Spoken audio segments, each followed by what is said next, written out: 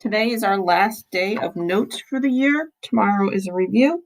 And then on Thursday, you're going to have your last quiz, and that will wrap up your grades for the school year. And what we're doing today is doing some more solving quadratics by factoring. I just wanted to look at a couple different cases.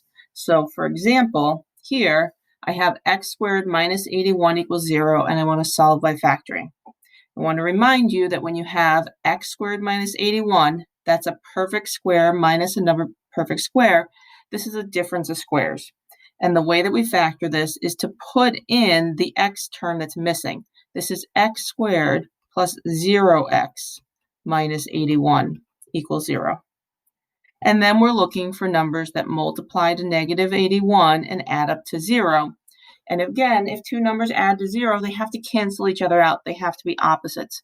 So it has to be a number that I can multiply by its opposite to get the 81. This has to be a perfect square. Excuse me. So here, my factors are x plus 9 and x minus 9 equals 0. So I'm going to show that factored form. And then if you need to, you can write each factor equal to 0. But what you have to show me is that when you solve these, I get x equals negative 9 and x equals positive 9. If you've figured out that every time the factor is x plus a number, your answer is negative, and that every time it's x minus a number, the answer is positive, you can skip those middle steps. So you have to show me factoring, and you have to show me solutions. Here, I have x squared plus 10x plus 25 equals 0. So I want numbers that multiply to 25, which is either 1 times 25 or 5 times 5, and they need to add to 10. 5 times 5 is 25, 5 plus 5 is 10. So when I write these factors, what I have is two of the same factor. Remember, another way to write that is x plus 5 quantity squared. If I set each of these equal to 0, I'm going to subtract my 5, I get x equals negative 5. If I do this again, x plus 5, I'm going to get another solution that's exactly the same.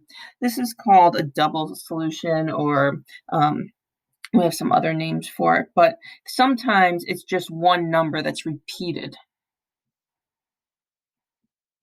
Last thing, what happens when the equation is not set equal to 0? So we had this first step in there yesterday, set one side of the equation equal to 0, but we didn't have any examples where that wasn't true. It has to be true before you can factor. So if you're given x squared minus 3x equals 10, then before you do any factoring, you have to subtract the 10 so that this says x squared minus 3x minus 10. 10 minus 10 is 0. You need to move that term over to the other side. And we like to always have a positive x squared. So I'm going to put everything on this side. These are not like terms. They can't be combined.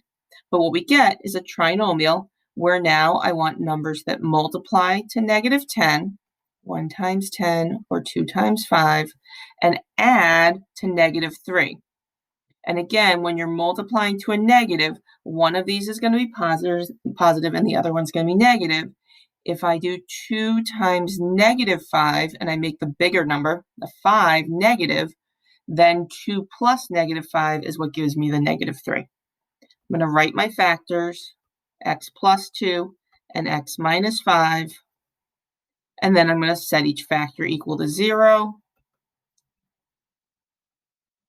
and solve. Here I'll subtract 2, x is negative 2. Here I'll add 5, x is 5.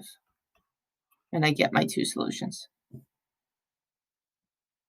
Last problem, same idea. I'm not equal to 0, so I have to cancel this out first. If I have a negative 5 on this side, I have to add 5 to both sides. So I have x squared plus 6x, and then 3 plus 5 is 8 equals 0. Now I want numbers that multiply to 8, 1 times 8 or 2 times 4, and add to 6, 2 and 4. So my factored form is x plus 2 times x plus 4. I set each factor equal to 0, and then I solve. My solutions are x equals -2 and x equals -4. I have 2 answers that go with that quadratic. You're going to do a worksheet today, you're going to review tomorrow, and then the last quiz again is on Thursday.